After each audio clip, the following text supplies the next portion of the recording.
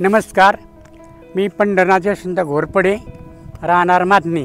तर आमच्या गावामध्ये पहिली परिस्थिती अशी होती की आमचा हा दुर्गम भाग होता एकदम, आणि या दुर्गम भागामध्ये आम्हाला पाणी पिण्यासाठी सुद्धा म्हणजे असं एप्रिल मेच्या मध्ये आम्हाला पाणीसुद्धा राहत नव्हतं। पण त्यानंतर आमचं 22-23ला आमच्याकडं नाबार्ड, बास्को ग्रामीण विकास केंद्र आणि आपलं टाटा पॉवर ही संस्था आल्यानंतर ह्या संस्था म्हणजे एक आम्हाला इथं एक कामधेनूच भेटली ह्या संस्था। आणि ह्या संस्थेने अतिशय उत्कृष्ट असं डोंगर माथा ते पायथ्यापर्यंत इतकं चांगलं काम केलं। आणि काम केल्यामुळं जे पावसाचं पाणी पडतं, जे थेंब ना थेंब पडतो तो वरून जिरत खाली तळापर्यंत आला, आणि त्यामुळं आमच्या गावाची पाणी पातळी वाढल्यानंतर आमच्या गावामध्ये एक दूध व्यवसाय वाढला, कांदा उत्पन्न वाढलं, बाकीचं भुसार उत्पन्न वाढलं।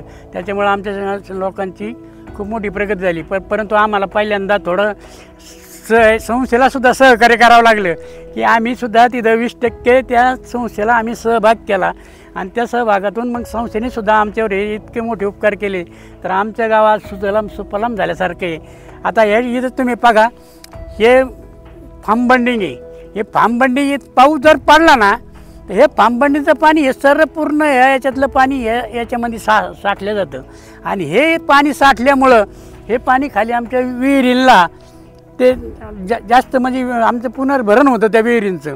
की डोंगर माथ्याला यांनी ते CCT केली, CCT केल्यानंतर तिथं ते वेट टाकले, आणि वेट टाकून जेच पाणी तिथं थांबत नाही, जिथं समजा जर हरडं आलेलं आहे त्या ठिकाणी स्टोन बर्डिंग त्यांनी तिथं केलेली आहे।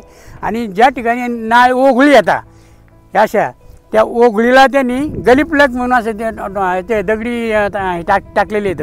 त्याच्यामुळं पाण्याचं येणारं स्पीड आहे, ती येणारं स्पीड ते कमी होत खाली थीर होत आलं, आणि खाली थीर आल्यानंतर मग त्यांनी नदीला बंधारे बांधले, त्या बंधाऱ्यामुळे नदीला आमच्या जे नदीकाठच्या जे विहिरी येतात त्या विहिरीला त्याचा फायदा झाला, आणि त्यामुळे आमच्या शेतकऱ्यांना म्हणजे पाण्याची अडचण सुटलेली आहे।